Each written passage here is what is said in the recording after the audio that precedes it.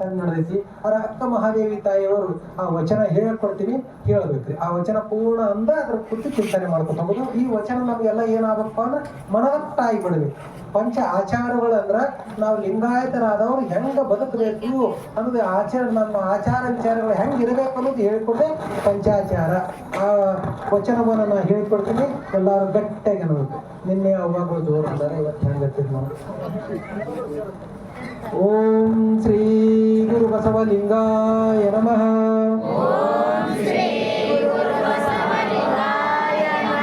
ಬರೀ ಆಚಾರವ ಬಿಡದೆ ಭಯಾಗರವ ಹೊಗದೆ. ಇಲ್ಲಿ ಭಯಾಗರ ಅಂದ್ರ ಭವಿ ಆಚಾರ ಅಂತಂದ್ರ ಭವಿ ಅಂದ್ರ ಹುಟ್ಟು ಸಾವು, ಮತ್ತೆ ಮತ್ತೆ ಮತ್ತೆ ಮತ್ತೆ ಹೊಳ್ಳಿ ಬರ್ಬೇಕೇನೈತಲ್ಲ ಭವಿ ಅಂತ. ಈಗೇನು ಬಂದ್ಯಾವಲ್ಲ ಹೊಳ್ಳಿ ಕಡ್ಲಿ ಬರಂಗಿಲ್ಲ, ಈ ಗುಳೆ ಗ್ರಾಮಕ್ಕೂ ಬರಂಗಿಲ್ಲ, ಈ ಜಗತ್ತಿಗೂ ಹೊಳ್ಳಿ ಬರೋದಲ್ಲ. ಒಮ್ಮೆ ಇಲ್ಲಿ ಬಂದು ಏನ್ ಕೆಲಸ ಮಾಡಿ ಮುಗಿಸಿ ಹೋದೆ ಅಂದ್ರೆ ಹೊಳ್ಳಿ ಬರಂಗಿಲ್ಲ. ಇದಕ್ಕ ಮುಕ್ತಿ ಅಂತಾರೆ. ಅದಕ್ಕ ಭವಿ ಅಂದ್ರೆ ಹೊಳ್ಳಿ ಬರೋದು. ಹೊಲ ಮನೆ ಆಸ್ತಿ ಮಾಡಿ ಹೊಳ್ಳಿ ಬರ್ತೇವೆ, ಅದಕ್ಕೆ ಭವಿ ಅಂತಾರೆ. ಭವಿ ಆಚಾರವ ಬಿಡದೆ ಭಯಾಗರವ ಹೋಗದೆ. ಎರಡನೇ ಸಾಲ ಭಯಾಗರ ಅಂದ್ರೆ ಭಯಾನೇ ಇಲ್ಲ. ಕೆಲವೊಬ್ರು ಅಂಜಿಕೆಲಾರ್ದಂಗ ಮಾಡ್ತಿರ್ತಾರ, ಪಾಪಗಳನ್ನ ಹೀನ ಕೃತ್ಯಗಳನ್ನ ಯಾವ್ದು ಮಾಡಬಾರ್ದು ಅಂತಿರ್ತಾರ. ಅಪ್ಪನೆಲ್ಲ ಏನು ಕೆಟ್ಟ ಕೆಟ್ಟ ಜಗತ್ತಿನ ಕೆಲಸ ಅದಲ್ಲ ಅಪ್ಪರ ಬಗ್ಗೆ ಕೆಲವ್ರು ಆ ದೇವ್ರಿಗೆ ಅಂಜು, ಆ ಇವ್ರಿಗೆ ಹಚ್ಚಿರ್ತಾರ. ಅವಾಗ ಏನ್ ಯಾರ ಅಂಜಿಕೆನೂ ಇರ್ತಾರಲ್ಲ ಅವಂಗ ಭಯಾಗರ. ಭಯಾಗರವ ಹೋಗದೆ ನಿತ್ಯ ಶಿವಾಚಾರದಲ್ಲಿ ನಡೆಯುವ ನಾಯಿಗಳು. ಬರೀ ನಾವು ಶಿವಾಚಾರಿಗಳೆಂದರೆ ನಮ್ಮ ಶಿವಾಚಾರಿ ಶರಣ ಬಸವಣ್ಣ ಮೆಚ್ಚನು ನೋಡಯ್ಯ. ಶಿವಾಚಾರದ ಮಾರ್ಗವನು, ಶಿವಾಚಾರದ ಮರ್ಮವನು, ಶಿವಾಚಾರದ ವಿಸ್ತಾರವನು ನಮ್ಮ ಶರಣ ಬಸವಣ್ಣ ಬಲ್ಲನಲ್ಲದೆ. ಉದರವ ಹೊರವ ವೇಷಧಾರಿಗಳೆತ್ತ ಬಲ್ಲರಯ್ಯ. ಅಂತಪ್ಪ ಶಿವಾಚಾರದ ವಿಸ್ತಾರ ಸಕೀಲ ಹೇಳಿ ಹೇ ಕೇಳಿರಣ್ಣ. ಲಿಂಗಾಚಾರವೆಂದು ಸದಾಚಾರವೆಂದು ಶಿವಾಚಾರವೆಂದು ಮುಖ್ಯಾಚಾರವೆಂದು ಗಣಾಚಾರವೆಂದು ಶಿವಾಚಾರವು 5 ತೆರನಾಗಿಪ್ಪುದು. ಅದರೊಳಗೆ ಒಂದಿದ್ರೆ ಶ್ರೀ ಗುರು ಕರುಣಿಸಿ ಕೊಟ್ಟ ಲಿಂಗವನಲ್ಲದೆ ಅನ್ಯ ದೈವಗಳಿಗೆ ಎರಗದಿಹುದೇ. ಲಿಂಗಾಚಾರ ನೋಡಯ್ಯ. ಸದ್ಗುರುಗಳು ನಮಗೆ ಏನು ಕರುಣಿಸಿ ಕೊಟ್ಟಿರ್ತಾರಲ್ಲ, ಸದ್ಗುರುಗಳು ಅನುಗ್ರಹ ಮಾಡಿ ನಮ್ಗೆ ಏನು ಇಷ್ಟಲಿಂಗ ದೀಕ್ಷೆ ಮಾಡಿರ್ತಾರ, ಆ ಇಷ್ಟಲಿಂಗವೇ ದೇವರು ಅಂತ ತಿಳ್ಕೊಂಡು ಹೋಗ್ಬೇಕು. ಇದನ್ನ ಬಿಟ್ಟು ನಾವು ಗುಡಿ ಗುಡಿ ಗುಂಡಾರ ಆ ಕಲ್ಲ ಈ ಕಲ್ಲ ಆ ಹೊಳಿ ಈ ದಂಡಿ ಆ ಗುಡ್ಡ ಈ ಬೆಟ್ಟ ಅಲ್ಲಿ ದೇವರದನ ಇಲ್ಲಿ ದೇವರದನ ಅಂತೇಳಿ ಹೋಗಬಾರದು. ಸದ್ಗುರುಗಳು ಕರುಣಿಸಿ ಕೊಟ್ಟಂತ ಇಷ್ಟಲಿಂಗವೇ ದೇವರು ತೋರು. ಮತ್ತ ಬಹಳಷ್ಟು ಏನಿರ್ತಾರಂದ್ರ ಲಿಂಗ ಅಂದ್ರ ನಮ್ಮ ವಚನಕ್ಕೆ ಒಂದ್ ಕಡೆ ಬರ್ತಾರೆ, ಕರಡಿ ಕುರುಹು ಹಂಗೆಲ್ಲಾ ಬರ್ತೈತಿ. ಆ ವಚನಗಳನ್ನ ತಗೊಂಡೆಲ್ಲ ಇರ್ತಾರೆ. ಇದು ಇಷ್ಟು ಲಿಂಗ ಅಂದ್ರ ದೇವರಲ್ಲ, ಇದೊಂದು ಕುರುಹ ಅಂದ್ರೆ ಚಿನ್ನ, ಇದು ಕನ್ನಡಿ ಇದ್ದಂಗ ಹಿಂಗ ಹಂಗಲ್ಲ. ಅದಕ್ಕೆ ಅಲ್ಲಮ ಪ್ರಭು ತಂದೆಗಳು ಸ್ಪಷ್ಟವಾಗಿ ಹೇಳಿಬಿಟ್ಟ. ಅಲ್ಲಮ ಪ್ರಭು ದೇವರು ಶೂನ್ಯ ಪೀಠದ ಅಧ್ಯಕ್ಷರಿಗೆ ಹೇಳ್ತಾರ, ಹೃದಯ ಕಮಲದಲ್ಲಿ ಇದ್ದಾನೆಂದು ನಂಬದಿರು, ಭೂ ಮಧ್ಯದಲ್ಲಿ ಇದ್ದಾನೆಂದು ನಂಬದಿರು, ಸಹಸ್ರದಳದಲ್ಲಿ ಇದ್ದಾನೆಂದು ನಂಬದಿರು. ಶ್ರೀ ಸದ್ಗುರುವು ಕರುಣಿಸಿ ಕೊಟ್ಟ ಇಷ್ಟಲಿಂಗವೇ ದೇವರು ಕಾಣ ಗುಹೇಶ್ವರ ಅಂತ. ಇಷ್ಟಲಿಂಗನೇ ದೇವರ, ಅದನ್ನ ಬಿಟ್ಟು ಮತ್ತೊಂದು ಯಾವುದು ದೇವರಲ್ಲ. ಇದು ಏನ್ ಹೇಳ್ತಿತ್ತಪ್ಪ ಅಂದ್ರ ಕಡ್ಡಾಯವಾಗಿ ಏಕದೇವೋಪಾಸನೆಯನ್ನು ಹೇಳುದು ಲಿಂಗಾಚಾರ ಐತಿ. ಲಿಂಗಾಚಾರದ ಕುರಿತು ನಿನ್ನೆಲ್ಲ ನೋಡೆವು. ಅದರ ಮುಂದಿನ ವಿಚಾರ ತಾ ಮಾಡುವ ಸತ್ಯ ಕಾಯಕದಿಂದ ಬಂದ ಅರ್ಥಾದಿಗಳಿಂದ ತನ್ನ ಕುಟುಂಬ ರಕ್ಷಣೆಗೊಂಬ ತೆರದೆ ಗುರು ಲಿಂಗ ಜಂಗಮ ದಾಸೋಹಿಯಾಗಿಪ್ಪುದೇ ಸದಾಚಾರ ನೋಡಯ್ಯ. ಬಹಳ ಸ್ಪಷ್ಟವಾಗಿ ಅಕ್ಕ ಮಹಾದೇವಿ ತಾಯಿ ವಿಚಾರಗಳಂದ್ರ ಸರಳ ಸರಳ ಸರಳ ಎಂತ ಪಾಮರನ್ನು ತಿಳಿಯುವಂಗ ಬಹಳ ಸರಳಾಗಿ ಅಕ್ಕ ಮಹಾದೇವಿ ತಾಯಿಯವ್ರು ಹೇಳ್ಯಾರ. ಇವತ್ತಿನ ಈ ಸದಾಚಾರದ ಕುರಿತು ಅಕ್ಕ ಮಹಾದೇವಿ ತಾಯಿಯವ್ರು ಏನ್ ಹೇಳ್ತಾರಂದ್ರ, ತಾ ಮಾಡುವ ಸತ್ಯ ಶುದ್ಧ ಕಾಯಕದಿಂದ ಬಂದ ಅರ್ಥಾದಿಗಳಿಂದ.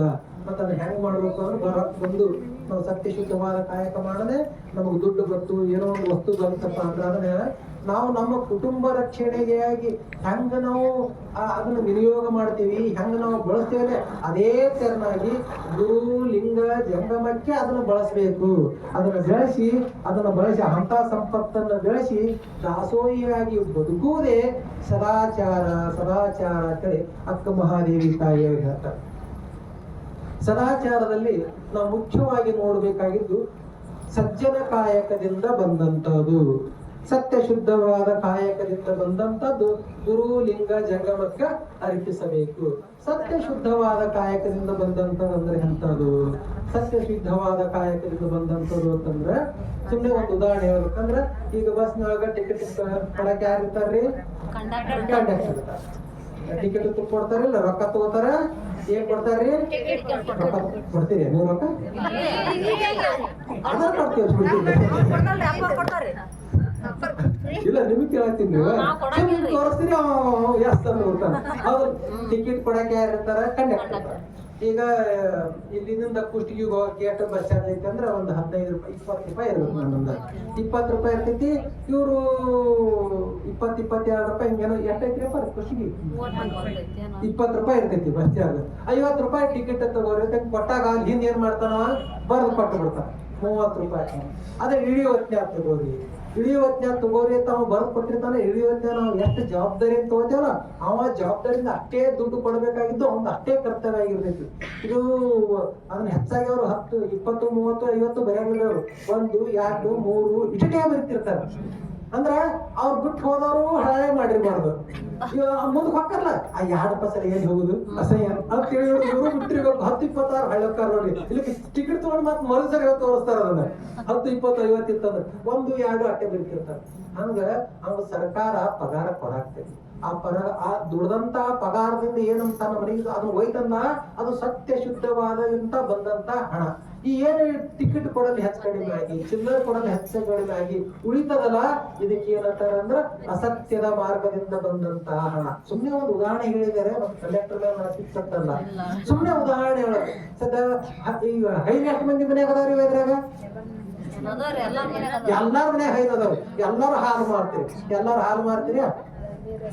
ಹಾಲು ಹಿಂಡಾಣ ಶುದ್ಧವಾಗಿ ಹಂಗ ಹಾಲು ಕೊಟ್ಟು ಬಿಟ್ಟೇವ ಅಂದ್ರ ಅದ್ರಿಂದ ಏನ್ ಜ್ವಾಳ ಬರ್ತಾವ, ಅಕ್ಕಿ ಬರ್ತಾವ, ರೇಷನ್ ಹಾಕಿ ಬರ್ತಾವ, ಜ್ವಾಳ ಬರ್ತಾವ, ರೊಕ್ಕ ಬರ್ತಾವ. ಅದು ಏನಪ್ಪಾ? ಅದು ಶುದ್ಧವಾದ ಕಾಯಕದಿಂದ ಬಂದಂತ ಹಣ. ಆ 1 ಪೋಣ ಲೀಟರ್ ಹಾಲಿಗೆ ಮತ್ತೆ 1/4 ಲೀಟರ್ ನೀರ್ ಹಾಕಿ 1 ಲೀಟರ್ ಮಾಡಿ ಕೊಟ್ಟೇವಂದ್ರ ಅದು ಏನಾಗುತ್ತೆ? ಅಶುದ್ಧ ಆಗಿರ್ತೈತಿ. ಅದು ನಿಮ್ಮ 1/4 ಲೀಟರ್ ಶುದ್ಧ ಹಾಲು ಏನಿತ್ತಲ್ಲ, ಅದೇನು 1/4 ಲೀಟರ್ ಹಾಲು ನೀರ್ ಹಾಕಿದ್ರಲ್ಲ, ಅದು ಆ 1/4 ಲೀಟರ್ನೇ ತುಸು ಹಾಕಿ ಅನ್ಸಿರ್ತೈತಿ. ಆ ತುಸು ಅನ್ನೋದು ಏನಿರ್ತದ? ವಿಷ ಇದ್ದಂಗ ಇರ್ತೈತಿ. ತುಸು ಅನ್ನೋದು ವಿಷ ಇದ್ದಂಗ ಇರ್ತೈತಿ. ಆ ಪೂರ್ಣ ಕೆಡಿಸಿ ಬಿಡ್ತೈತಿ. ಅದು ಪೂರ್ಣ ಕೆಡಿಸಿರ್ತೈತಿ. ಇದಕ್ಕ ಅಶುದ್ಧ ಮಾರ್ಗ. ಕೆಲವೊಬ್ರು ಹೇಳ್ತಾರ, ನೀವೆಲ್ಲ ಸುಮ್ಮನೆ 1/4 ಲೀಟರ್ ಹಾಕೋರು ಇಲ್ಲೇನು ಬಾಳ ಚಲೋ ಎಲ್ಲ ಬರೋದ್ರಿ. ಯಾಕೆ ಬಸವ ಮಾರ್ಗದಾಗಿದ್ದವ್ರದ್ರಿ, ಶುದ್ಧವಾದ ಮಾರ್ಗದವ್ರದ್ರಿ. ಆ ಕಡೆ ಎಲ್ಲ ಏನ್ ಮಾಡ್ತಾರೆ ಗೊತ್ತೈತೇನ್ರಿ? ಅರ್ಧಕ್ಕಲ್ಲ ನೀರು ಹಾಕೋರ. ಹೌದು. ಅದಕ್ಕ ಹಂಗ ಮಾಡಿ ಬಳಸುದು ಅಶುದ್ಧ ಮಾರ್ಗ ಆಕೈತಿ. ಅದಕ್ಕ ಸತ್ಯ ಶುದ್ಧವಾದ ಕಾಯಕವನ್ನ ಮಾಡಿ ಅಂದ್ರ ನಾವು ಸಂಪತ್ತನ್ನ ಗಳಿಸಬೇಕು. ಗಳಿಸಿದ ಸಂಪತ್ತನ್ನ ಏನ್ ಮಾಡ್ಬೇಕಂತ ಹೇಳ್ತಾರಪ್ಪ ಅಂದ್ರ, ನಮ್ಮ ಕುಟುಂಬ ಸಂಸಾರಕ್ಕೆ ಹೆಂಗ ನಾವು ಕಾಳಜಿ ಪೂರ್ವಕವಾಗಿ ಅದನ್ನ ವಿನಿಯೋಗ ಮಾಡ್ತೇವಲ್ಲ, ಹಂಗ ಗುರು ಲಿಂಗ ಜಂಗಮಕ್ಕ ವಿನಿಯೋಗ ಮಾಡ್ರಿ ಅಂತ ಹೇಳ. ಹಂಗ ಗುರು ಲಿಂಗ ಜಂಗಮಕ್ಕ ವಿನಿಯೋಗ ಮಾಡುದಂದ್ರೆ ಏನು? ಇಲ್ಲಿ ಗುರುಗಳು ಬಂದಿವಲ್ಲ, ಹೆಂಗ ದುಡ್ದು ಎಲ್ಲ ತಂತಾನ ಗುರುಗಳ ಕೈ ಕೊಡುದ? ಆತ್ಮಹತ್ಯೆ ಮಸ್ತ್ ಕೆಲಸ ಇಲ್ಲ. ಗುರು ಅಂದ್ರ ಅರಿವಿನಿಂದ ಆ ಸಂಪತ್ತನ್ನ ಬಳಸುವುದು. ಗುರು ಅಂದ್ರ ಅರಿವು. ಗುರು ಅಂದ್ರೇನ್ರಿ? ಗುರು ಅಂದ್ರೇನ್ರಿ? ಅರಿವಿನ ಮಾರ್ಗದಿಂದ ಆ ಸಂಪತ್ತನ್ನ ಬಳಸೋದಕ್ಕ ಗುರುವಿಗೆ ಅರ್ಪಣೆ ಮಾಡುದು ಅನ್ನಂಗ.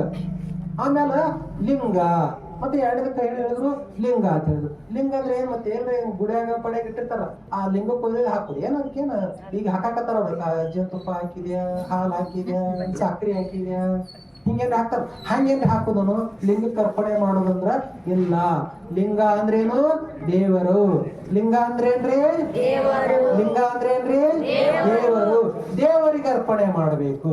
ದೇವರಿಗೆ ಅರ್ಪಣೆ ಮಾಡ್ಬೇಕಂದ್ರೆ ಎಲ್ಲ ದೇವ್ರ ದೇವ್ರ ಎಲ್ಲದನ್ರಿ? ದೇವ್ರ ಎಲ್ಲದನ್ರಿ? ನಮ್ಮ ಒಳಗದನ. ನಮ್ಮ ಒಳಗೆ ಅಂತಂದ್ರ ನನ್ನ ಒಳಗದನ. ನನ್ನ ಒಳಗಿರಂತ ದೇವ್ರ ಇಲ್ಲಿ ಎಲ್ಲಾರ ಒಳಗೋದನ, ಇಲ್ಲಿ ಎಲ್ಲಾರ ಒಳಗದಾನ. ಇವ್ರು ಎಲ್ಲಾರಿಗೆ ನಾವು ಉಣಿಸಿದೇವಿ, ತಿನ್ನಿಸಿದೇವಿ, ಕೊಟ್ಟೇವಿ, ತಗೊಂಡೇವಿ, ಏನೋ ಮಾಡಿದೇವ ಅಂದ್ರ ಅದನ್ನ ಯಾರಿಗೆ ನಾವು ಕೊಟ್ಟಂಗಾಯ್ತ್ರಿ? ದೇವರಿಗೆ ಕೊಟ್ಟಂಗಾಯ್ತು. ಈ ಮಾರ್ಗವನ್ನು ನಾವು ತಿಳ್ಕೊಂಡಿರ್ಬೇಕ್ರಿ. ಮತ್ತ ಅದನ್ನ ಬಿಟ್ಟು ಒಂದು ದೇವ್ರಿಗೆ ಕೊಡೋ, ದೇವ್ರಿಗೆ ಮಾಡೋದಿರ್ತಾರ. ಗೊತ್ತೈತಿ? ದೇವ್ರಿಗೆ ಮಾಡೋದೈತ್ರಿ. ದೇವ್ರಿಗೆ ಏನ್ ಮಾಡ್ತೀರಿ? ಬ್ಯಾಟಿ ಮಾಡ್ತಿರ್ತೀರಿ. ಅಲ್ಲಿ ನಮ್ದು ಊರಾಗ ಒಂದು ತೋಟ ಏನು ಪೂರ್ವಾಶ್ರಮದಾಗ ಸಾಲಿ ಮುಗಿಯಾಣ ತೋಟ ಮಾಡಿದೆ. ತೋಟ ಮಾಡಲಿ ಅಲ್ಲದಕ್ಕೆ ಹಾಲು ಮರದ ಅಜ್ಜಿ ಇದ್ಲು. ಹಿಂಗ ಹಾಯ್ದು ಹೋಗಕ್ಕೆ ನಮ್ಮ ಹೊಲದಾಗ ಆಟ ಬಿದ್ದು ಇವ ಎದೆ ಹೊಂಟಿಯ ಯಪ್ಪ, ಅಲ್ಲಿ ಲಕ್ಷ್ಮಿ ಅದಾಳ. ಎಲ್ಲಿದಾಳ ಲಕ್ಷ್ಮಿ? ಆ ಇವ್ರು ಹೊಲ್ದಾಗ, ಗೌಡ್ರ ಹೊಲ್ದಾಗ ಲಕ್ಷ್ಮಿ ಅದಾಳ. ಮತ್ತೆ ಆಕಿ ಏನ್ ಮಾಡ್ತಾಳ? ಏನ್ ಬೆಳೆದು ಕೊಡ್ತಾಳ? ಆ ಗೌಡ್ರಿಗೆ ಗೊತ್ತೈತೆ ಇಲ್ಲದ ಒಂದೇನ? ಗೌಡ್ರ ಹೊಲ್ದಾಗ ಲಕ್ಷ್ಮಿ ಅದಾಳ, ಏನ್ ಬೆಳೆದು ಗೌಡ್ರಿಗೆ ಗೊತ್ತಾರೆ ಐತಿ. ನೋಡನೆ ಐತಿಪ್ಪ ಐತಿ, ಕಲ್ಲು ಕುಟ್ರೆ ಅದಾಳ ಲಕ್ಷ್ಮಿ. ಈಗ ಅಲ್ಲಿ ಹೋಗಾಕಿ ಆಕಿಗೆ ಏನ್ ಹಂಗೆ ಬರ್ಬಾರ್ದು ವರ್ಷಕ್ಕೊಂದು ಬ್ಯಾಟಿಂಗ್ ಮಾಡಾಕತ್ತಿ ಮುಂದೆ 5-6 ವರ್ಷಕ್ಕೆ ಆ ಹೊಲನೇ ಮಾರ್ಕೊಂಡು ಹೋಗ್ಬಿಟ್ರಿ. ಹಂಗ ಆ ಲಕ್ಷ್ಮಿ ಕೊಡ್ತಾಳ, ಅಂತ ಕಲ್ಲು ಕೊಡ್ತೈತೆ. ಅದಕ್ಕೆ ನಾವು ದೇವರನ್ನ ಅಂತ ಕಲ್ಲ, ಮಣ್ಣ, ಕಟ್ಟಿಗೆಯಲ್ಲಿ ಹುಡುಕಾಟದಲ್ಲಿ ದೇವ್ರನ್ನ ಎಲ್ಲಿ ನೋಡ್ಬೇಕು? ಇಲ್ಲೆಲ್ಲ ಏನ್ ಮನುಷ್ಯರದಲ್ಲ, ಇವ್ರ ಹೊತ್ತಿಗೆ ನಾವು ದೇವ್ರನ್ನ ಕಾಣಬೇಕು. ನಮ್ಮಂತೆ ನಮ್ಮ ಗಂಡ ಅಂದ್ರೆ ಯಾರ್ರಿ? ಗಂಡ ಅಂದ್ರೆ ಯಾರು? ಗಂಡ ಅಂದ್ರೆ ಯಾರ್ರಿ? ಏನಂದ್ರಿಲ್ಲ? ಲಿಂಗಯ್ಯ. ಗಂಡ ಅಂದ್ರೆ ಯಾರಂದ್ರ ಲಿಂಗಯ್ಯ. ಲಿಂಗ ಅಂದ್ರೆ ದೇವ್ರ. ಗಂಡ ಅಂದ್ರೆ ಯಾರ್ರಿ? ದೇವ್ರ. ಅಪ್ಪವ್ರೆ ಹೆಂಡತಿ ಅಂದ್ರೆ ಯಾರು? ದೇವ್ರ. ಮತ್ತೆ ಹೆಂಡತಿ ಅಂದ್ರೆ ನಮ್ಮನ್ಯಾಗ ಆಳ ತಿಳ್ಕೊಂಡ್ರಿ. ಮತ್ತ ಹೆಂಡತಿ ಅಂದ್ರೆ ಯಾರು? ದೇವ್ರ. ಏ ಅವಿ, ಅಪ್ಪ ಅಂದ್ರೆ ಯಾರು? ದೇವ್ರ. ಅವು ಅಂದ್ರೆ ಯಾರು? ದೇವ್ರ. ಹೌದಲ್ಲ? ಇಲ್ಲಿ ತಬಲಾ ಬರ್ಸಕ್ ಕೂತಾರಲ್ಲ ಇವ್ರು ಗೌಡ್ರ ಅಂದ್ರೆ ಯಾರು? ಬಸವರಾಜಪ್ಪ ಅವ್ರು ಗೌಡ್ರ ಅಂದ್ರೆ ಯಾರು? ದೇವ್ರ. ಇಲ್ಲಿ ಶಂಕರಪುತ್ತ ಕೂತಾರಲ್ಲ ಅವ್ರು ಯಾರು? ದೇವ್ರ. ಚಲೋಬ್ನಿ ಒಂದು ನಗಸ್ಕೊತ್ ಮಾತಾಡಿಲ್ಲ ಅವ್ರು ಯಾರು? ಮಾದೇವಪ್ಪ ಅವರು ದೇವ್ರ. ಇವತ್ತು ದಾಸೋಹ ಮಾಡಿದವ್ರು ಯಾರು? ಅವ್ರಿಗೆ ಅದಕ್ಕೆ ದೇವರಿಗೆ ಅರ್ಪಣೆ ಮಾಡೋದು ದಾಸೋಹ ಮೂರ್ತಿಗಳಿಗೆ ಚೆನ್ನಾಗಿ ಗೊತ್ತೈತಿ. ಅದಕ್ಕೆ ಈ ದಾಸೋಹದೊಳಗೆ ತಮ್ಮ ಸಂಪತ್ತನ್ನು ತಂದು ಕೊಟ್ಟಾರ. ತಾವೆಲ್ಲರೂ ಪ್ರಸಾದ ಮಾಡಿಬಿಟ್ರೆ ಅದು ಯಾರಿಗೆ ಮುಟ್ಟಿ ಬಿಡದ? ಸೀದಾ ದೇವರಿಗೆ ಮುಟ್ತೈತಿ. ಇದಕ್ಕೆ ಲಿಂಗಕ್ಕ ಅರ್ಪಣೆ ಮಾಡೋದು ಅಂತಾರ. ಗುರುವಿಗೆ ಅರ್ಪಣೆ ಮಾಡೋದು ಗೊತ್ತಾಯ್ತ್ರಿ? ಲಿಂಗಕ್ಕೆ ಅರ್ಪಣೆ ಮಾಡೋದು ಗೊತ್ತಾಯ್ತ? ಜಂಗಮಕ್ಕ ಅರ್ಪಣೆ. ಗುರು, ಲಿಂಗ, ಜಂಗಮ.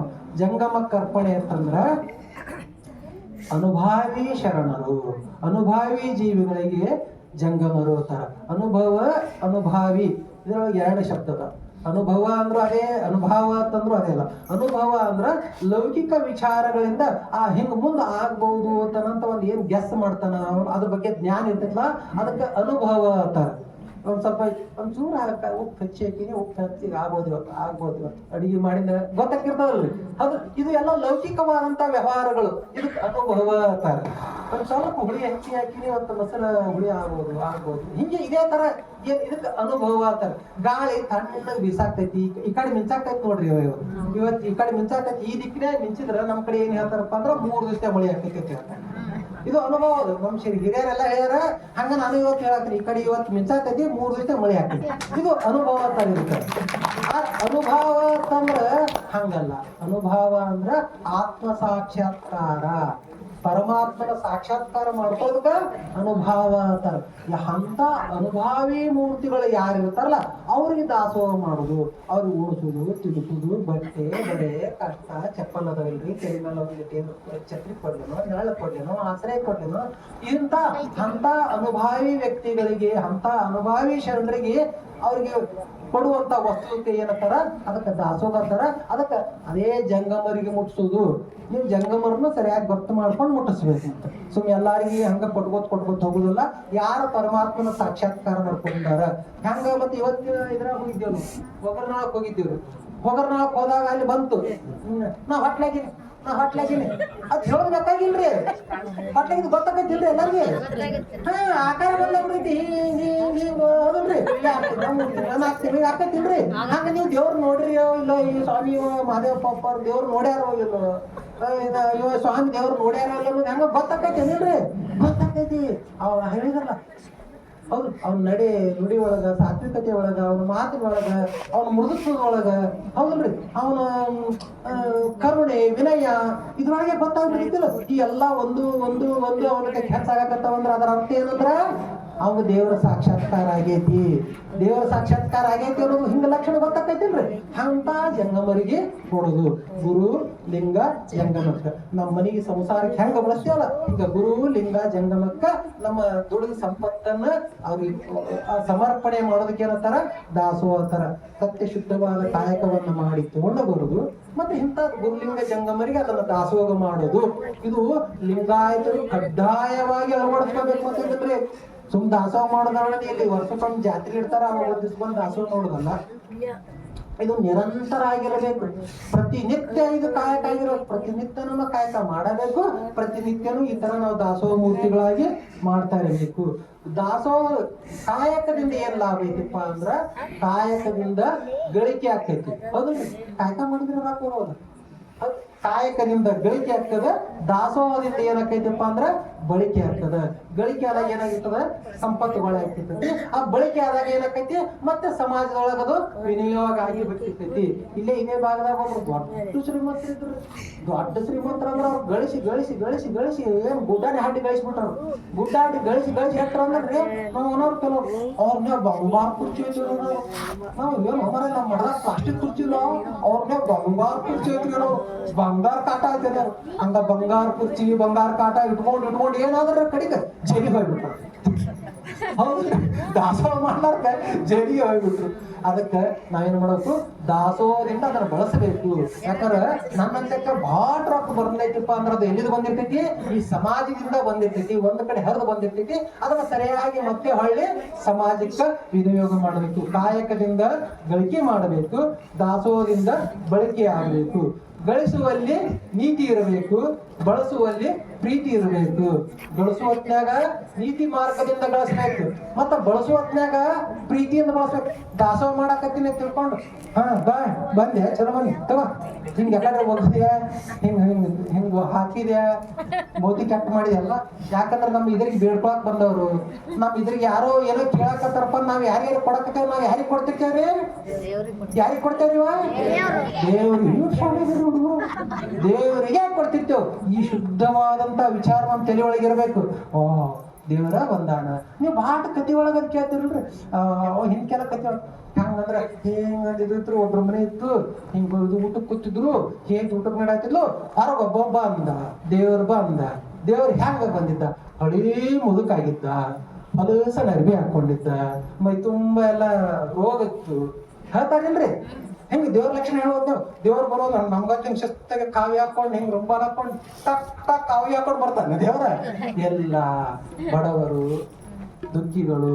ಅದಕ್ಕೆ ಮಹಾತ್ಮ ಗಾಂಧೀಜಿ ಅವರಿಗೆ ಒಬ್ರು ಒಂದ್ ದಿವ್ಸ ಪ್ರಶ್ನೆ ಕೇಳಿದ್ರು, ದೇವ್ರು ನೋಡ್ರಿ ಅಂದ್ರೆ, ದೇವ್ರು ನೋಡ್ರಿ, ನೋಡಿಲ್ಲ. ಮಹಾತ್ಮ ಗಾಂಧಿ ಹೆಂಗದಾನ್ರಿ ದೇವ್ರ ಅಂದ್ರು. ದೇವ್ರ ಹೆಂಗದಾನ ಅನ್ನೋದು ಕಲ್ಕೊಂಡು ಮಹಾತ್ಮ ಗಾಂಧೀಜಿ ಅವ್ರು ಹೇಳಿದ್ರು, ಬಡವರು, ದುಃಖಿಗಳು, ರೋಗಿಗಳು, ಅನಾಥರು, ಅಬಲರು, ಅಬಲೆಯರು, ಅಸುರಕ್ಷಿತರು, ಇವರೆಲ್ಲ ಯಾರಪ್ಪ ಅಂದ್ರ ಇವರೇ ದೇವರ. ಇವರ ಸೇವೆ ಮಾಡುವುದೇ ಪರಮಾತ್ಮನ ಸೇವೆ ಅಂತ ಮಹಾತ್ಮ ಗಾಂಧೀಜಿ ಅವ್ರು ಹೇಳಿದ್ರು. ಹಂಗ ನಮ್ ಕತಿಗಳದಾವ ಹಿಂಗ ಬರ್ತಾವಲ್ರಿ. ಮತ್ತ ಪುರಾಣದಾಗ ಕತಿ ಹೊತ್ತೆ ಹೇಳೋತ್ತೆ, ಹಿಂಗ ಬಂದ, ಹುಚ್ಚುಗಟ್ಲೆ ಬಂದ, ಹಿಂಗ ಹೇಳ್ತಾರಲ್ಲ. ಹಂಗ ಅಂತವ್ರು ಬಂದವ್ರು ಯಾರಪ್ಪ ಅಂದ್ರ ದೇವ್ರ ತಿಳ್ಕೊಂಡು, ದೇವ್ರ ಅಂತ ತಿಳ್ಕೊಂಡು ಏನಕ್ಕೈತಿ, ಅವಾಗ ಆಟೋಮೆಟಿಕ್ ನಮ್ಮಂತಕ ಅಹಂಕಾರ ನಾಶಕ್ಕೈತಿ. ನಾನು ದೇವರ ಸೇವೆ ಮಾಡಕ್ತೀನಿ, ದೇವರಿಗೆ ಕೊಡಾಕತ್ತೀನಿ ಅನ್ನೋಂತ ಭಾವನೆ ನಮ್ಮಂತೆ ಕೊಟ್ಟೈತಿ. ನಾವು ಮಾಡುವ ಕಾಯಕದಲ್ಲಿಯೇ ಕೈಲಾಸವನ್ನು ಕಾಣಬೇಕು. ದೇವಲೋಕ ಮತ್ತೆ ಲೋಕವೆಂಬುದು ಏರಿಲ್ಲ ಕಾಣಿರು, ಮತ್ತೆಲ್ಲಿ ಸುಡುಗಾಡಾಗಿಲ್ಲ. ನಾವು ಮಾಡುವ ಕಾಯಕದಲ್ಲಿಯೇ ದೇವರನ್ನ ಕಾಣಬೇಕು ಹೊರತಾಗಿ ಮತ್ತ ಅಲ್ಲೆಲ್ಲ ಕೈಲಾಸ ಐತಿ, ಇದು ಐತಿ, ಸ್ವರ್ಗ ಐತಿ, ನರಕ ಐತಿ ಇತ್ತಿಲ್ಲ. ನಾವು ಮಾಡುವ ಕಾಯಕದಲ್ಲಿಯೇ ಕೈಲಾಸವನ್ನ ಕಾಣಬೇಕು. ಮತ್ತ ಹಂಗಾರ ದೇವ್ರ ಎಲ್ಲದನಪ್ಪ ಅಂದ್ರ ನಾವು ಮಾಡುವ ದಾಸೋಹದಲ್ಲಿಯೇ ದೇವ್ರು ಇರ್ತಾನ. ನಾವು ಮಾಡುವ ದಾಸೋಹದಲ್ಲಿನೇ ಏನಿರ್ತಾನ, ದೇವ್ರು ಇರ್ತಾನ. ನಾವ್ ಯಾರಿಗಾರ ಏನ್ ಕೊಟ್ಟಿರ್ತೀವಿ, ಹಿಂಗೆ ಯಾರಿಗೆ ಒಂದಿಷ್ಟೇ ಒಂದು ಉಂಡಿ ಕೊಟ್ಟಿವಿ, ಉಂಡಿ ಕೊಟ್ರ ಅವರು ನನಗ್ ಉಂಡಿ ಕೊಟ್ಟೆ ಅಂತಾರನ್ರಿ. ಯಪ್ಪ ಎಷ್ಟು ಚಲೋ ಮಾಡಿದ್ರಿ, ಯವ್ವ ಎಷ್ಟು ಚಲೋ ಮಾಡಿದ್ರಿ, ಚಲೋ ಆಗಿ ಹೆಂಗಾತಾರಿಲ್ರಿ ಇವ. ಒಂದ್ ರೊಟ್ಟಿ ಕೊಳ್ಳಣೆ ಯಪ್ಪ ಅಂತ ಅದೇ ಬೇಡ್ಕೊಂಡ್ ತಿಂತಿರ್ತದ. ಯವ್ವ ಚಲೋ ಮಾಡಿದೀವ, ನಿಮ್ಗೆ ಚಲೋ ಆಗಲಿವ. ಹರಿಕೆ ಕೊಡ್ತೈತಿಲ್ರಿ, ಹರಿಕೆ ಯಾರು ಕೊಡ್ತಾರ, ದೇವ್ರು ಕೊಡ್ತಾರ. ಹರಿಕೆಯನ್ನ ಮತ್ತೆ ಎಂತಾರ ಕೊಡಾಕ್ ಬರ್ತೈತೇನ? ಯಾರು ಹರಿಕೆ ಕೊಡ್ತಿರ್ತಾರ, ದೇವ್ರು ಕೊಡ್ತಾರ. ಯಾರಿಗೆ ಅವಶ್ಯಕತೆ ಇದ್ದವ್ರು ಕೊಟ್ಟಾಗ ದೇವ್ರು ಕೊಡ್ತಾರ, ಅವ್ರ ಹರಿಕೆ ಕೊಡ್ತಾರ. ಅಂತದು ಶುದ್ಧವಾದಂತ ವಿಚಾರಗಳನ್ನ ತಿಳ್ಕೊಂಡು ನಾವು ಕಾಯಕ ದಾಸೋಹದಿಂದ ನಾವು ಇದು ಆಗುತ್ತೆ. ಮತ್ತ ಕಾಯಕ ಮತ್ತು ಕೆಲಸ ಅಂತ ಬರ್ತಾವ. ಈಗ ಕೆಲಸಗಳು ಮತ್ತು ಕಾಯಕ ಎರಡು ಒಂದೇ ಅಲ್ರಿ. ಮತ್ತ ಕೆಲಸ ಅಂತಂದ್ರೆ ಏನಂದ್ರ ಅದು ದುಡಿದು ದುಡ್ದಕ್ಕ ಮತ್ತ ನಿರ್ದಿಷ್ಟವಾದ ಪಗಾರ ಗೀಗಾರ ಎಲ್ಲ ಫಿಕ್ಸ್ ಮಾಡಿ ಅದಕ್ಕೂ ರೊಕ್ಕ ಸಂಪತ್ತು ಜೋಳ ಗೋಧಿ ಏನೋ ಅಕ್ಕಿ ಎಲ್ಲ ಬರ್ತಾವು. ಆದ್ರ ಅಲ್ಲಿ ಕಾಯಕಕ್ಕ ಮತ್ತ ಕೆಲ್ಸಕ್ಕ ಏನ್ ವ್ಯತ್ಯಾಸಪ್ಪ ಅಂತಂದ್ರ ಕೆಲಸದಿಂದ ಅದರಿಂದ ಬಂದಂತ ಸಂಪತ್ತನ್ನ ತನ್ನ ಹೆಂಡತಿಗೆ ಮಕ್ಕಳಿಗೆ ಸಂಸಾರಕ್ಕ ಬಳಸಿ ಗೋಳೆ ಮಾಡಿ ಇಡಾಕತ್ತಂದ್ರ ಅದು ಕೆಲಸ ಅನಿಸೋದಿಲ್ಲ. ಅದನ್ನೇ ಆ ಬಂದಂತ ಸಂಪತ್ತನ್ನ ಗುರು ಲಿಂಗ ಜಂಗಮಕ್ಕೆ ಬಳಸಿದಂದ್ರ ಅದು ಕಾಯಕ ಅನಿಸ್ಕೊತೈತಿ. ಅದಕ್ಕ ನಾವೆಲ್ಲ ಏನಾಗಬೇಕು, ಕೆಲಸ ಮಾಡೋರು ಆಗಬಾರ್ದು, ಕಾಯಕ ಜೀವಿಗಳಾಗಬೇಕು. ಕೆಲಸ ಕಾಯಕ ಗೊತ್ತಾಯ್ತಲ್ರಿ. ನಾಳೆ ಯಾರು ಕೇಳಿದ್ರು ಕೆಲಸ ಅಂದ್ರೆ ಏನು, ಕಾಯಕ ಅಂದ್ರೆ ಏನು ಗೊತ್ತಿರು. ದುಡಿದು ಬಂದಂತ ಸಂಪತ್ತನ್ನು ತಗೊಂಡು ನನ್ನ ಹೆಂಡತಿ ಮಕ್ಕಳಿಗೆ ಸಂಸಾರ ನನ್ನ ಫ್ಯಾಮಿಲಿಯಾಗ ಎಫ್ಡಿ LIC ತುಂಬಾಕತ್ತೇವ ಅಂದ್ರ ಅದು ಕೆಲಸ.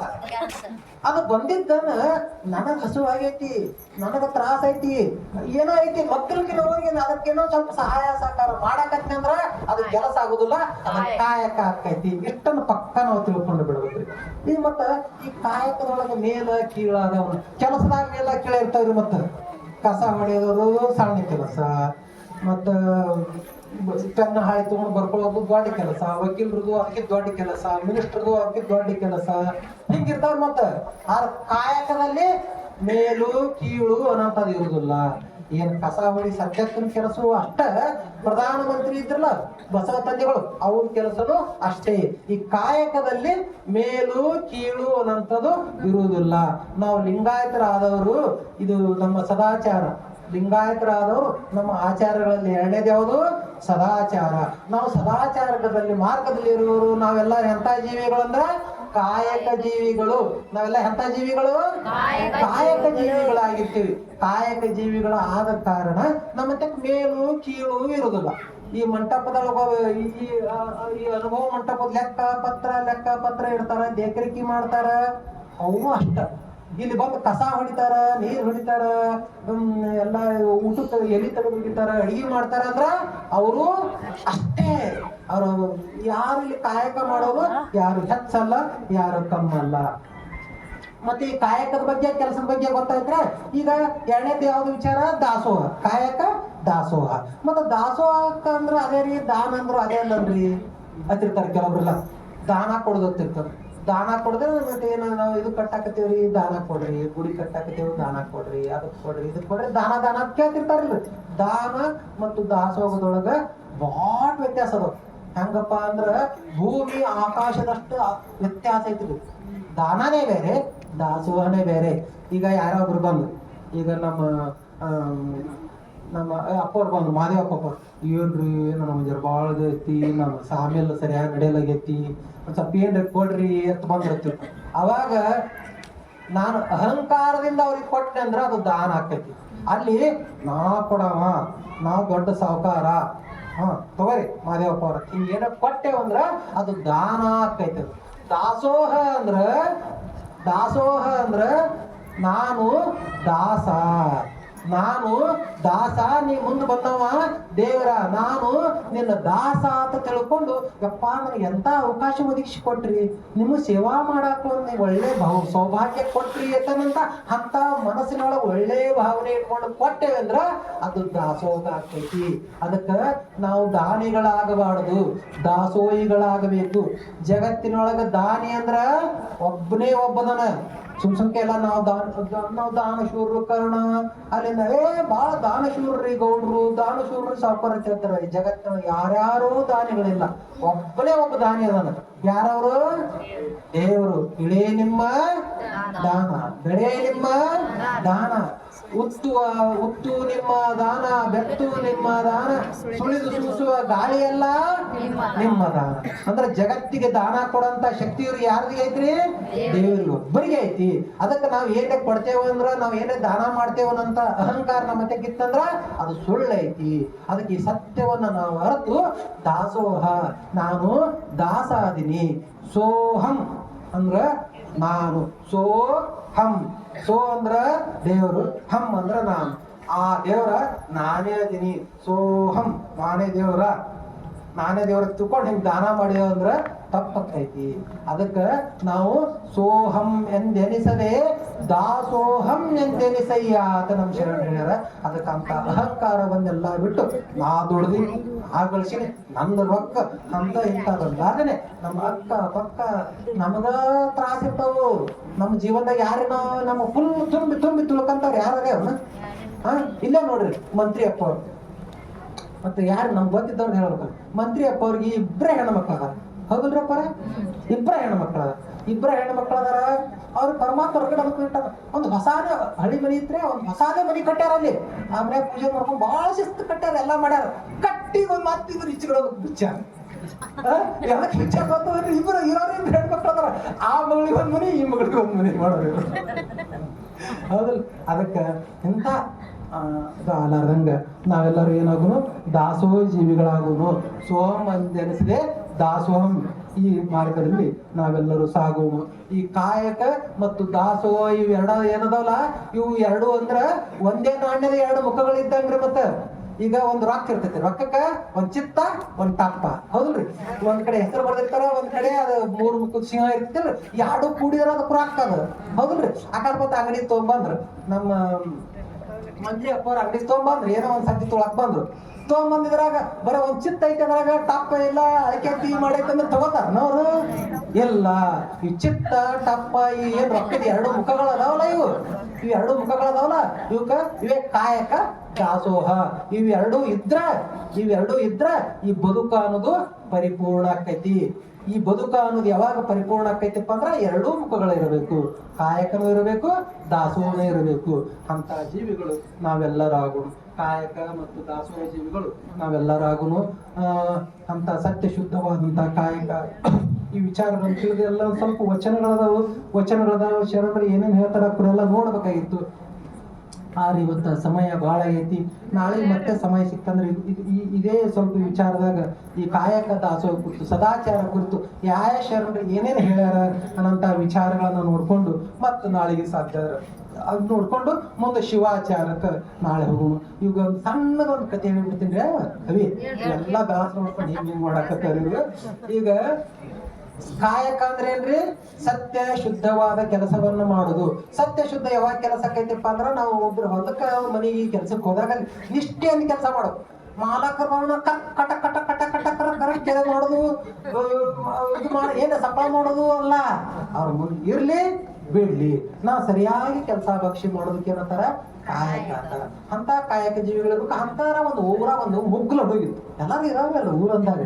ಒಂದು ಕೆಟ್ಟ ಮುಗ್ಲಿತ್ತು, ಅವ್ರ ಮನೆ ಬೇವರು ಓಣೆ ಬೇವರು ಏನದು ಮುಗ್ಲದಿ ಅವ ಅಂದ, ಏನು ಇವು ಮನ್ಯಾಗ ಅವು ಬರೋಣೆ, ನೀ ಏನೋ ದುಡ್ಡು ತೊಗೊಂಬಂದು ಕೊಟ್ರ ಉಂಟು ಹಾಕ್ತೀನಿ ಹಾಕಿ ಹಂಗಂದಿರ್ಲಿ ಕೊಡತ್ತಿದ್ದು. ಅಪ್ಪನ ಹಿಂಗ ನಾವು ಎಲ್ಲರೂ ವಿಚಾರ ಮಾಡಿದ, ಈ ಸ್ವಾಮಿಗಳದಾರಲ್ಲ ಇವ್ರೆಲ್ಲರಿಗೂ ಮಂದಿ ರೊಕ್ಕ ಕೊಟ್ಟು ನಮಸ್ಕಾರ ಮಾಡ್ತಾರ.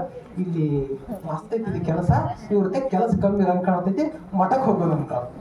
ಸೀದಾ ಮಠಕ್ಕೆ ಬಂದಾಗ ಬಂದ ಗುರುಗಳಿಗೆ ಅಷ್ಟಾಂಗ ನಮಸ್ಕಾರ ಹಾಕಿದ. ಮುಗುಲ್ಗೆ ಹೇಳಿ ಬದ್ಲೆ ನಮಸ್ಕಾರ ಹಾಕೋಣ, ಯಾರೇ ಅಂತ ನನ್ನ ಹೆಸರು ಹೇಳಿದ, ಒಂದ್ ಏನೋ ಹೆಸರು ಹೇಳಿದ. ಹೆಸರು ಹೇಳಿ ಎದಕ್ ಬಂದಿಪ್ಪ ಏನ್ರಿ ಬುದ್ಧಿ ಈ ಲೌಕಿಕ ವ್ಯವಹಾರ ಸಾಕು ನನಗೆ ನಾನು ನಿಮ್ ಸೇವಾ ಮಾಡ್ಕೊತಿರ್ತೀನಿ ಅಂದ. ಯಾಕಂದ್ರೆ ಈ ಕೆಲಸ ಕಂದಿರ್ತದ ಮಠ ಚಲೋ ಚಲೋ ಪ್ರಸಾದ ಇರ್ತೈತಿ ಬಂದ ಬರೋಣ ಆಯ್ತು ಬಾ ಯಾಕೆ ಬಂದಕ್ಕಂದ. ಮತ್ತೆ ಏನ್ ಕೆಲಸ ಮಾಡೋಕೆ ಹೇಳ್ರಿ ಅಂದ. ಇವ್ರು ಏನ್ ಪಟೇಲ್ ಬಗ್ಗೆ ಅಲ್ರಿ ಪಟೇಲ್ ಹೋಗೋಣ ನಾಷ್ಟಕ್ಕೆ ಏನ್ ಐತ್ರಿ ಅಂತ ಕೇಳಿದವ್ರ ಏನ್ ಹೇಳ್ತಾರ್ರಿ ಪಟ ಪಟ ಪಟ ಪಟ ಪಟ ಇಡ್ಲಿ ದೋಸೆ ಉಪ್ಪಿಟ ಚೌಚಬಾತ ಏನ್ ಪಟ ಪಟ ಏನ್ ಹಿಂಗ್ ಹೋತಾರೋ ಹಿಂಗ್ ಗುರುಗಳು ಬಡ ಬಡ ಬಡ ಬಡ ಬಡ ಬಡ ಕೆಲಸ ಹೇಳ್ಬಿಟ್ರಿ. ಅವ್ ಕೆಲಸ ಇಲ್ಲಿದ್ರು ಮುಂಜಾನೆ 7-6 ಚಲೋ ಆಗಿದ್ರು ರಾತ್ರಿ 10 ತನಕ ಕೆಲಸ ಹೇಳ್ಬಿಟ್ರು. ಇವಾಗ ಗಾಬರಿ ಆಗ್ಬಿಟ್ಟು ನಮ್ಮ ಅವ್ವ ನಮ್ಮ ಅಪ್ಪ ಯಾವ ಇಟ್ಟು ಕೆಲಸ ಇಲ್ಲ ಇವ ಸ್ವಾಮಿ ಇಟ್ಟು ಕೆಲಸ ಹೇಳಕತ್ತ ಅಂದ. ಗುರುಗಳು ನೋಡೋಣ ಒಂದ್ 4 ದಿವಸ ಮತ್ ಸುಮ್ ಬೇರೆ ಹೇಳಾಕ್ತಾರ ಒಂದ್ ಕೆಲಸ ಕಮ್ಮಕ್ಕ ನೋಡೋಣ ಅಂತ ಗುರುಗಳ ಹಿಂಗ ಭಯಂಕರ ಕೆಲಸ ಒಮ್ಮೆ ಹೇಳ್ಬೇಡ್ರಿ ನನಗ ಒಂದ್ ಜರಾನೇ ನನ್ಗೆ ಆ ನೆಪ್ ತಿಳಿದ್ಲ ಒಂದ್ ಟೈಮ್ ಟೇಬಲ್ ಪ್ರಕಾರ ಬರೆದು ಕೊಡ್ರಿ ಅಂದ. ಗುರುಗಳೇಂದ್ರ ಏ ತಗೋ ಬಸವರಾಜ್ ಹೋಗೋಣ ತಗೋರಿದನ ಒಂದ್ ಜರ ನಾ ಹೇಳ್ತೀನಿ ಹಂಗ ಟೈಮ್ ಟೇಬಲ್ ಮುಂಜಾನೆ 6ಕ್ಕೆ ಕಸ ಹೊಡಿ, ಮುಂದೆ ನೀರ್ ಹೊಡಿ, ದನಗಳಿಗೆ ಮೇವು ಹಾಕು, ಹೆಣ್ಕಾಸ್ ಮಾಡು, ಹಿಂಗ್ ನೀರ್ ತಗೊಂಬಂದ್ ಹಾಕು, ಹಿಂಗ್ ಚಲೋ ಮಾಡ್ಬಿಟ್ರು. ಇಟ್ಟೆಲ್ಲ ಮಾಡಿ 9ಕ್ಕೆ ಸ್ವಲ್ಪ ನಾಷ್ಟ ಮಾಡು, ನಾಷ್ಟ ಮಾಡಿ ಮಕ್ಕಳದನ್ನ ತಗೊಂಡಿಲ್ಲ ಮತ್ತೊಂದ್ ಕೆಲಸ ಅರಿವಿ ತೊಗೊಂಡು ಹಾಕು, ಇದು ಮಾಡು ರಾತ್ರಿ 10 ತಗೋ ಎಲ್ಲ ಬಾಕ್ಲ ಹಾಕೊಂಡ್ ಬಂದ್ ಎಲ್ಲ ಕೀಲಿ ಹಾಕಿರ್ಲ ಬಾಕ್ಲ ಹಾಕಿರ್ಲ ಲಾಟಿ ಹಾರ್ಸೇನಿ ಫ್ಯಾನ್ ಹಾರ್ಸೇನಿ ಎಲ್ಲ ನೋಡಿ ಬಕ್ಕೋತಿಟ್ಟು ಹೇಳಿದ್ರು. ನೋಡಿದ ಗಾಬರಿ ಅದ ಯಾಕಲ್ಯಾಕ್ರಿ ನಾ ಇದ್ರ ಪ್ರಕಾರ ಕೆಲಸ ಮಾಡ್ತೀನಿ ಅಂದ. ಆಯ್ತು ಮತ್ತೆ ಏನ್ ಗುರುಗಳು ಅಂದ್ರೆ ಯಾವ್ದನ್ನ ಎಲ್ಲಿ ಇರ್ತಾರ್ರಿ ಮಠದಾಗ ಇರ್ತಾರ.